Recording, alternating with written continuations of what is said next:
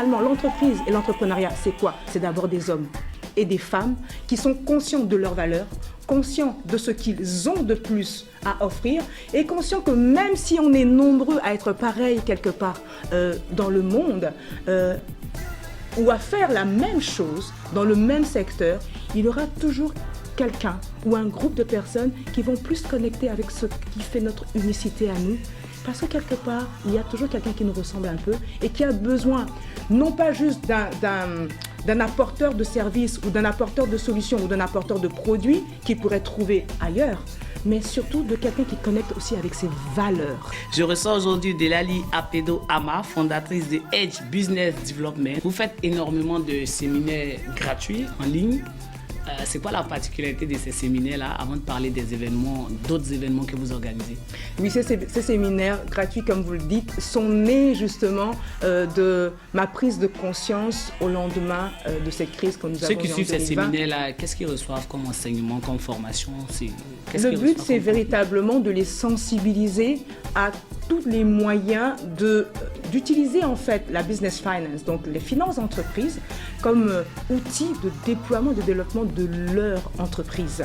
Qu'est-ce que j'ai au sein de mon entreprise, en dehors des prêts bancaires, qui va me permettre de développer durablement mon entreprise et de façon profitable. Alors, je vends non pas moi des formations haut de gamme uniquement. Sinon des prestations pour être plus précis. Oui, non seulement je vends des prestations, mais surtout j'accompagne mes clients à en faire autant. D'accord. Pourquoi? Parce que vous leur faites la passe. Exactement. Parce que lorsque l'on est sur un secteur d'activité où on a développé des expertises, le but pour moi aujourd'hui, c'est de pouvoir dire, eh bien, quelles sont les expertises au vu de votre expérience, pour que véritablement, lorsque vous allez aborder vos clients, ils ressortent avec une telle valeur ajoutée que vous leur faites gagner 10 ans.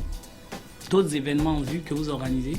Ah oui, très bientôt d'ailleurs, et qui va être bientôt affiché là sur le bas de cette émission, où on va montrer aux acteurs économiques, tant étrangers que français et résidents, on va dire, en France, les différents moyens de pouvoir utiliser les subventions dans le secteur de la formation professionnelle comme levier commercial.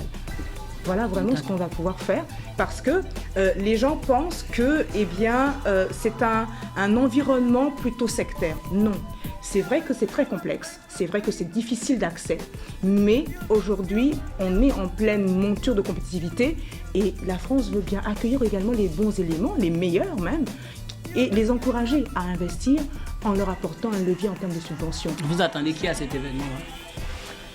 Des acteurs économiques désireux, déterminés et qui se disent, eh bien, il y a une opportunité à saisir, c'est maintenant ou jamais. Ton mot de fin, ce serait quoi? Mon mot de fin, c'est 1, ne perdez pas courage pour tous ceux qui sont déterminés à avancer sur le chemin de l'entrepreneuriat. 2, rencontrons-nous justement pour que nous puissions vous dire les différents moyens de vous diversifier et d'avoir de forts leviers commerciaux et compétitifs. Merci beaucoup. Je rappelle donc que je recevais sur le plateau de Stratégie Éco Delali Apedo Ama, fondatrice de Edge Business Development. Vous l'avez bien compris, on a parlé d'intelligence économique, de veille stratégique. Elle a aussi parlé de tout ce qui était appui pour le développement des entreprises.